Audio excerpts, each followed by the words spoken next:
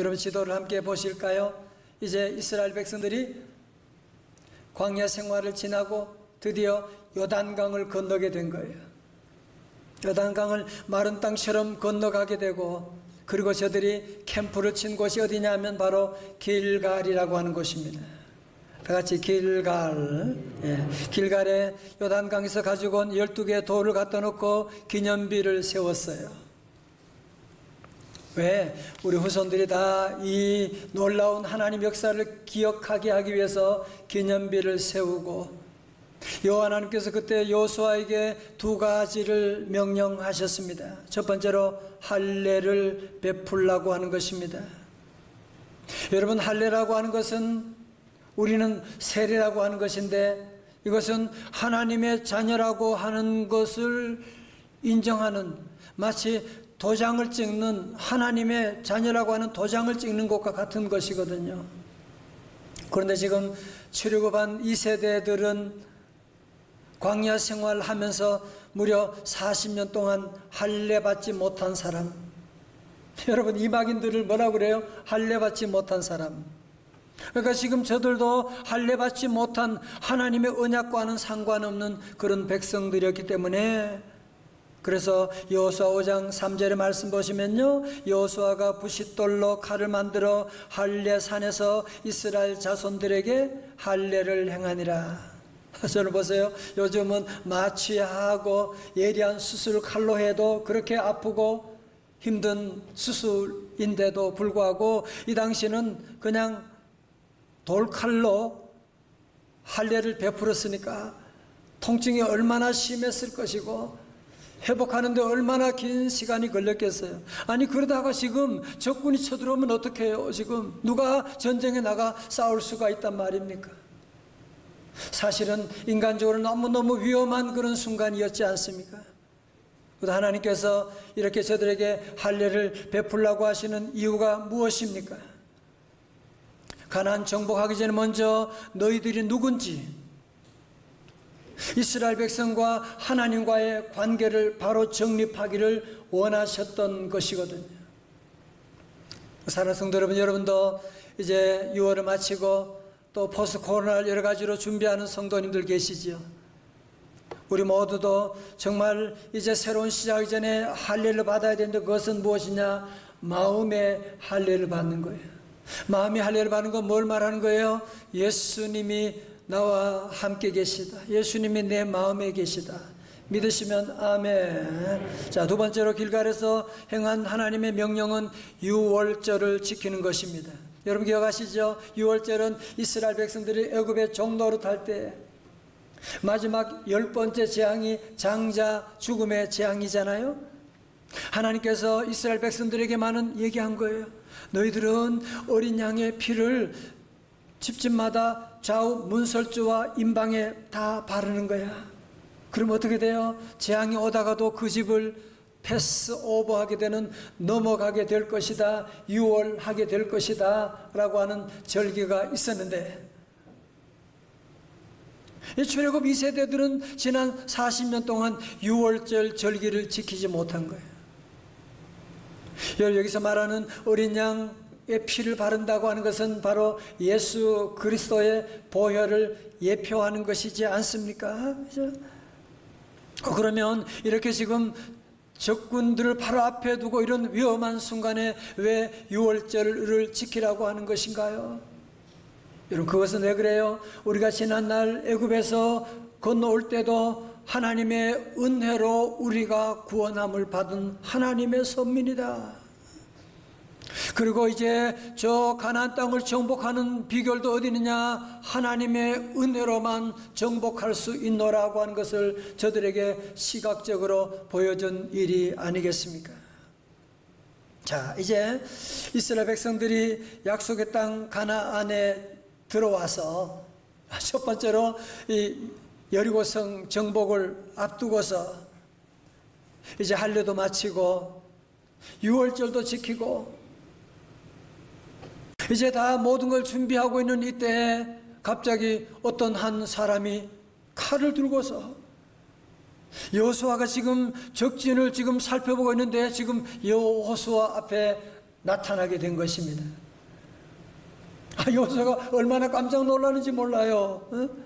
자, 여호수아 5장 13절의 말씀인데요, 우리 다 같이 크게, 집에도 다 같이 크게 읽어요. 시작. 여호수아가 여리고에 가까이 이르렀을 때 눈을 들어본즉 한 사람이 칼을 빼어 손에 들고 마주서 있는지라. 여호수아가 나아가서 그에게 묻되 너는 우리를 위하느냐 우리의 적들을 위하느냐 하니. 아멘. 여호수아는 그 사람을 보고 당신은 우리 편입니까? 아니면 적들 편입니까? 먼저 물어보고 있는 겁니다. 그때 아주 그 사람이 자기를 소개하는데 너무너무 중요한 말씀이에요. 14절 상반절에 보세요. 다시 보세요. 그가 이르되 아니라. 나는 누구라고요? 다 같이요. 여호와의 군대 대장으로 지금 왔느니라 하는지라. 세 번역에 보니까요, 나는 주의 군사령관으로 여기에 왔다, 그렇게 번역되어 있어요. 자절 보세요. 그러니까 무슨 말이에요? 하늘의 천군과 천사를 호령하는 이 여호와의 군 총사령관이 지금 여호수아를 만나고 왔다는 거예요.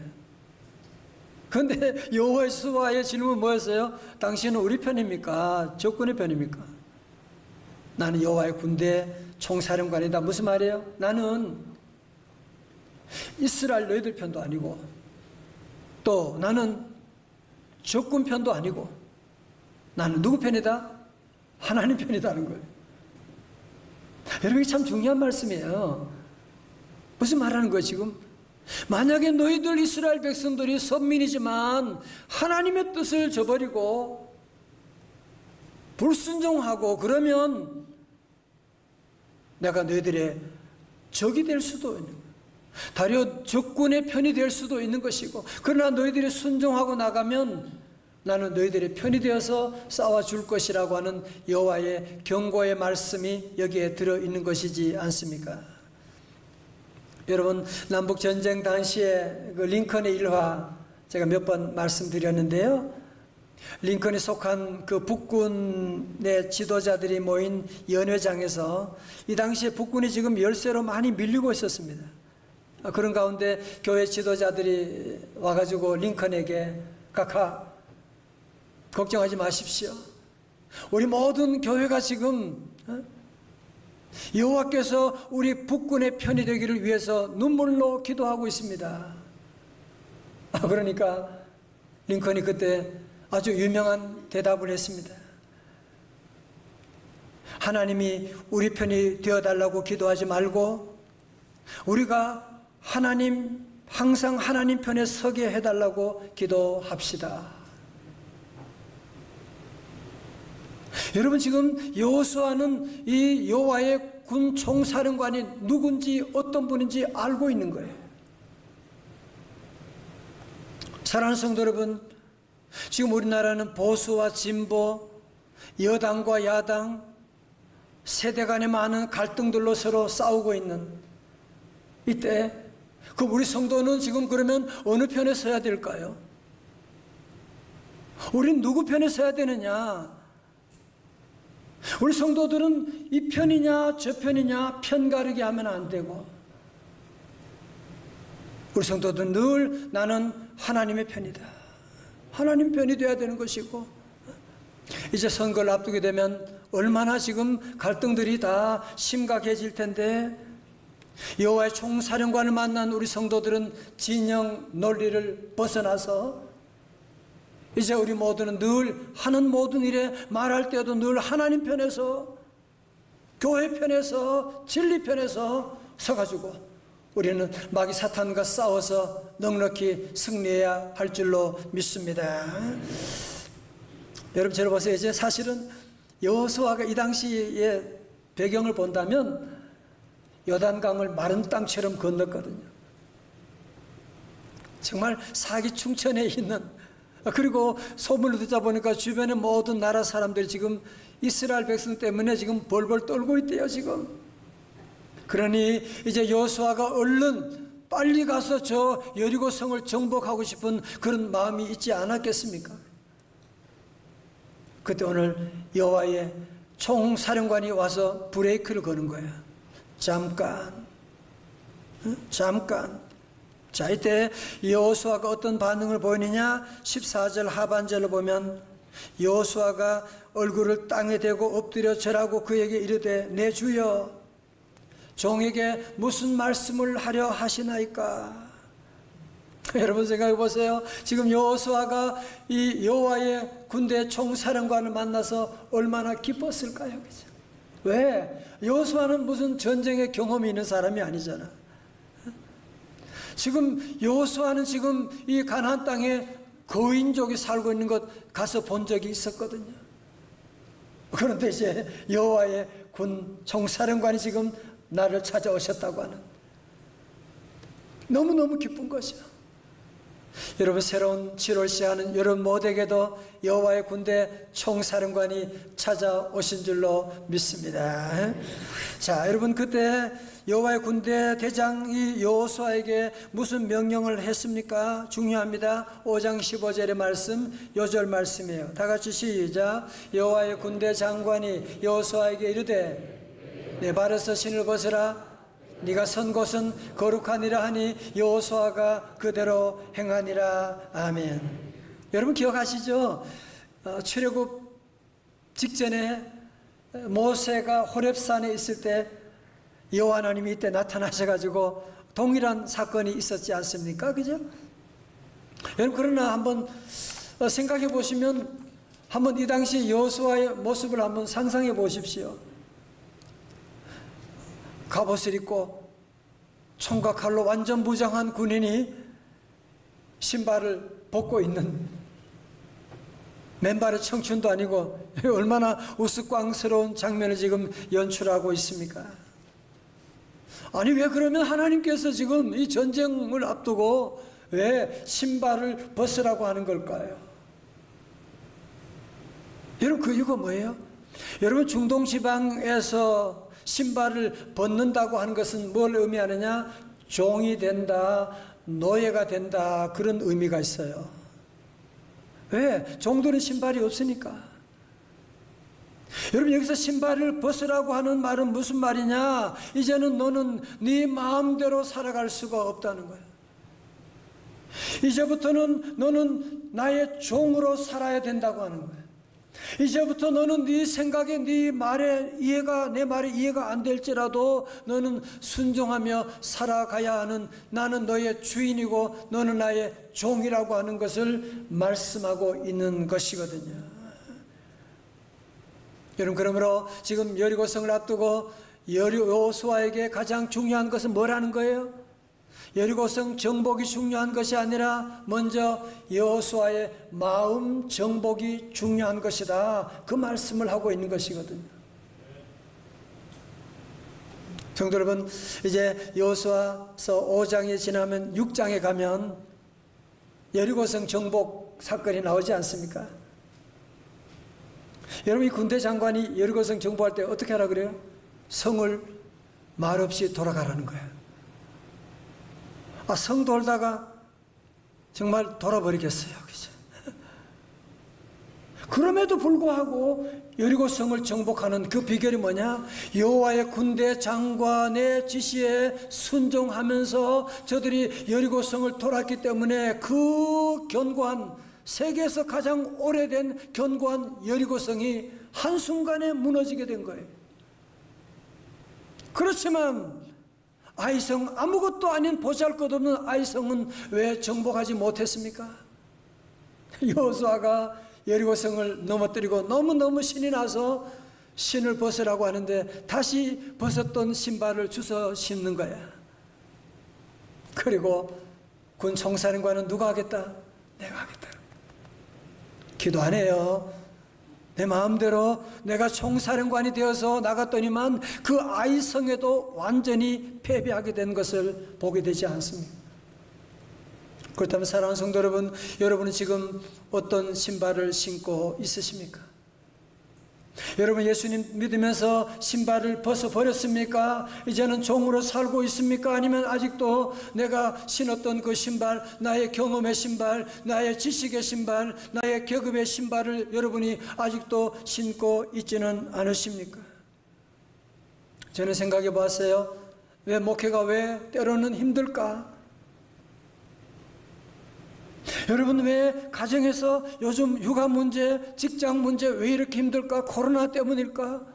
그러면 코로나 전에는 왜 그렇게 힘들었어요? 여러분, 그것은 사실은 우리가 내 신발을 벗지 아니하고 자꾸 우리 안에서 본성적으로 내가 왕이 되겠다라고 하는, 내가 내 마음대로 살아보겠다고 하는, 내가 내 마음대로 자녀를 길러보겠다고 하는, 내가 내 생각대로 사업을 한번 잘해보겠다고 하는 그런 생각을 가지기 때문에 우리 앞에 여리고성은 아직도 견고하게 서 있는 것이 아니겠습니까? 성도 여러분, 내가 군사령관이라고 하는, 내가 우리 가정에 내 마음대로 하는 그런 생각들 때문에 여러분의 자녀의 길이 막혀 있고, 여러분의 사업의 길이 가다가도 자꾸 막혀 있는, 여러분의 행복의 문을 막고 있다는 생각이 들지는 않으십니까? 여러분, 그래서 우리 예수님께서 제자들에게 제자도의 1번지가 뭐냐? 누가복음 9장 23절에 말씀하셨어요. 우리 찬양대 같이 한번 읽어줘요. 찬양대 시작. 아무든지 나를 따라오려면 어떻게 해야 돼요? 자기를 부인하고 십자가를 지고 나를 따를지니라. 아멘. 여러분, 무슨 말하는 거예요? 예수님 따른다고 하는 것은, 여러분, 예수 믿는다는 것은 뭐예요? 신발을 벗는다는 얘기예요. 예수 잘 믿으면 어떻게 해야 돼요? 내 신발을 벗어야 돼요. 내 그 잘난 신발, 냄새나는 신발, 그 신발을 벗고 여호와 하나님을 나의 총사령관을 모시고 예수님을 나의 왕으로 모시고 나가게 되면 여호수아 6장의 여리고성 정복이 이루어지지만, 자꾸 이번 하반기에도 내가 왕이 되고 내 신발을 신고 나가겠다고 하면 아이성, 아무것도 아닌 성에도 무너지게 되는 일이 있게 되는, 우리 성도들 모두는 이번 하반기는 나는 죽고 예수님으로 살아가는, 예수님을 왕으로 모심으로 말미암아 우리 앞에는 여리고 성도, 질병의 성도, 재정의 성도, 자녀들의 모든 성도 다 정복할 수 있기를 주님의 이름으로 축원합니다. 골리앗 끝장내기라고 하는 흥미로운 책 제목이 있어요. 부제가 내 안에 지긋지긋한 골리앗과의 한판입니다. 저자 루이 가글리오는 친숙한 다윗과 골리앗 이야기를 통해서 현대인들에게 대표되는 5가지 골리앗, 우리에 다 있잖아요. 두려움, 거절감의 골리앗, 안일함의 골리앗, 분노의 골리앗, 중독과의 사투, 현장감 있게 잘 다루고 있는데, 이 책에서 아주 충격적인 말을 하고 있어요. 당신은 다윗처럼 용사가 되라는 주문은 우리 삶에서 전혀 통하지 않고 거인들은 여전히 활개를 치고 돌아다닌다. 이유가 뭘까? 다윗과 골리앗 이야기에서 우리가 다윗이 아니기 때문이다. 우리를 다윗으로 보는 시각은 이 이야기를 인간 중심으로 해석한 것이다. 그러면서 다윗은 예수님을 의미하는 것으로, 예수님이야말로 유일하게 골리앗을 쓰러뜨린 거인 킬러이다. 우리 예수님이 우리 인생의 엘리야 골짜기로 들어오는 순간 모든 것이 달라진다. 거인에게서 시선을 떼어 예수님께 시선을 고정하는 순간 우리의 소망이 우리 자신에게서 예수님께로 옮겨가는 순간, 그 순간이 바로 놀라운 변화의 출발점이다. 자, 저 보세요. 저도 이 책을 보면서 참 너무 중요한 핵심이 뭐예요? 골리앗을 쓰러뜨린 다윗, 그 다윗은 우리가 아니라는 거예요. 우리는 늘 다윗이 되어서 골리앗을 넘어뜨려야 된다고 생각하고 나갈 때가 얼마나 많았어요. 저도 그렇게 설교할 때가 얼마나 많았고,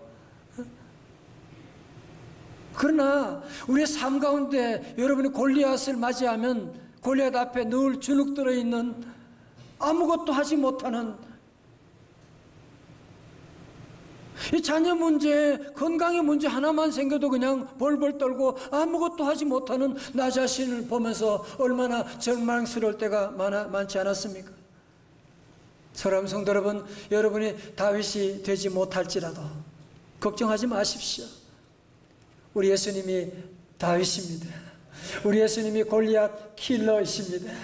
그래서 이제는 여러분이 우리가 내 힘으로 다윗이 되어가지고 골리앗과 싸워야지라고 그렇게 여러분이 생각하고 달려들지 말고, 골리앗을 넘어뜨린 예수님, 십자가에서 우리의 허물과 죄를 대신하여 돌아가시고 부활하신 그 예수님을 바라보고 그 예수님께 초점을 두고 나가게 되면, 예수님을 우리의 사령관으로 모시고 나가게 되면, 우리 예수님이 여러분 앞에는 여리고 성도, 여러분 앞에는 아이 성도, 여러분 앞에는 골리앗도, 여러분 앞에는 질병도, 여러분 앞에는 저주도 다 물리쳐 주실 줄로 믿습니다. 그런데 제가 목회하면 우리 성도들 가운데 그런 얘기를 자주 들어요. 목사님, 나도 이렇게 왕 대신 예수님 총사령관 모시고 사는데요, 그런데 왜 내 삶은 이렇게 초라합니까? 나도 여호와의 군 사령관을 모시고 나가는데 내가 왜 번번이 쓰러지는 이유가 어디 있습니까? 아니, 여호와 하나님은 왜 내 삶 가운데 큰 일을 하지 않는 겁니까? 혹시 여러분도 이런 생각을 하고 계시지는 않으세요? 여러분, 여호와 하나님이 우리 안에 있는 여리고성을 무너뜨리지 못하는 것이 아니고, 우리의 삶 가운데 저와 여러분이 자꾸 내 삶 가운데 내가 왕이 되어서 여리고성 내가 무너뜨리겠다라고 하는, 내 힘으로 잘 살아보겠다고 하는, 내가 총사령관이 되려고 하는, 본성적으로 우리는 다 그런 모습을 가지고 나가니까 여호와 하나님이 역사하지 못하도록 지금 막고 있는 것 아닙니까? 여러분이 한 주간 살아가면서 성령님을 얼마나 생각하시고 얼마나 기도하셨습니까?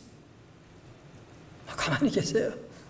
가만히 계시고 제가 알아서 할 테니까 기도 같은 거 안 하고 내 힘으로 잘 살아보려고 애쓰고 나가면, 여러분 어떻게 여호와의 군대 장관이 우리의 삶 가운데 능력 있는 삶을 살아가도록 어떻게 놀라운 기적을 행해 나갈 수가 있겠습니까?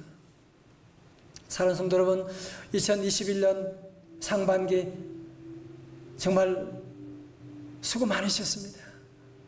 정말 이 코로나의 아픔 가운데도 수많은 아픔들이 우리 가정마다, 질병들이 오는지요, 알지도 못하는 어려운 사건들이 어려울 때 많았지만 우리 성도들이 믿음으로 잘 감당해 주시고, 코로나 가운데도 신앙을 지키고 환난과 핍박 가운데도 믿음을 지켜오셨습니다.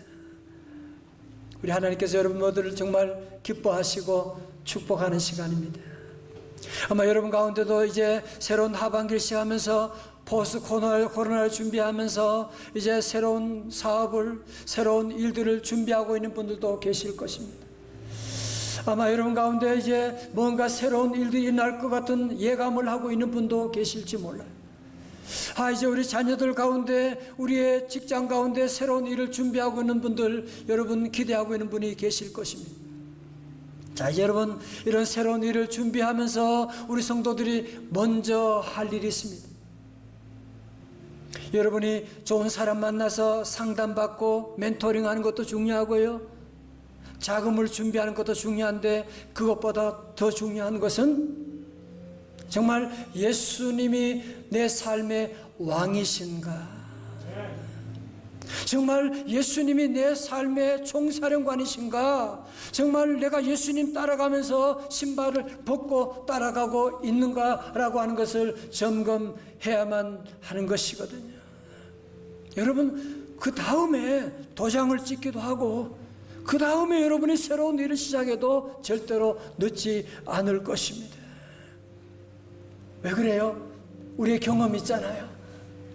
우리가 살아보려고 잘해보려고 얼마나 애를 썼지만 자녀를 잘 키워보려고 얼마나 애를 썼지만 그것으로 되지 않는, 왜 마귀가 자꾸 장난을 치니까 한순간에 물거품이 되어버린 일이 얼마나 많은데, 이제 우리 성도들은 예수님은 나의 삶의 총사령관이십니다. 예수님이 내 삶의 왕이십니다 라고 여러분이 모시고 나가면 이제는 마귀 사탄이 건드리질 못하는 거예요. 왜? 주님이 계시니까. 주님의 보혈이 우리 심령 가운데 흐르니까 절대로 마귀 사탄이 흔들지 못할 것입니다. 그러므로 성도 여러분, 2021년 하반기 우리가 승리하는 최고의 전략이 무엇이냐면 여러분 안에 신발을 벗는 것입니다. 다 같이 아멘. 이제 내 모든 지난날의 경험의 신발, 그 잘난 신발들, 지식의 신발들 다 이제는 벗고 여호수아처럼 여호와 하나님 나의 군대 총사령관을 모시고 믿음으로 따라가면, 여러분 앞에 두 가지 길이 있어요. 여리고성처럼 무너뜨릴 수도 있고, 그렇지 않으면 아이성처럼 또 패배할 수도 있는 것이거든요. 이제 모두가 다시 한번 이번 하반기는 여러분 모두가 매 순간이 우리의 새로운 시작이다. 다시 한번 우리 믿음으로 우리 모든 성도들은 2021년 하반기에는 새로운 의미를 여러분이 부여하고, 이제 하반기는 정말 이제는 예수님이 나의 왕이십니다. 나는 예수님 말씀에 순종하며 살아가겠습니다. 다가오는 미래는 이제는 두려워하지 말고 성축해 내 영혼 여호와 하나님만을 성축하며 살아가겠습니다. 결단하시고 우리 모든 성도들 다시 한번 우리 모두 이제는 모든 신발을 벗어버리고 여호와 하나님의 군대 총사령관을 우리 앞에 모시고 그분의 인도하심 따라서, 그분의 명령에 따라서 여러분 인생에 정말 최고의 해를 준비하는, 여리고성이 놀랍게 무너지는, 아이성이 무너지는, 질병의 선이 무너지는, 저주가 떠나가는 놀라운 은혜의 하반기를 출발할 수 있기를 주님의 이름으로 축원합니다. 축원합니다.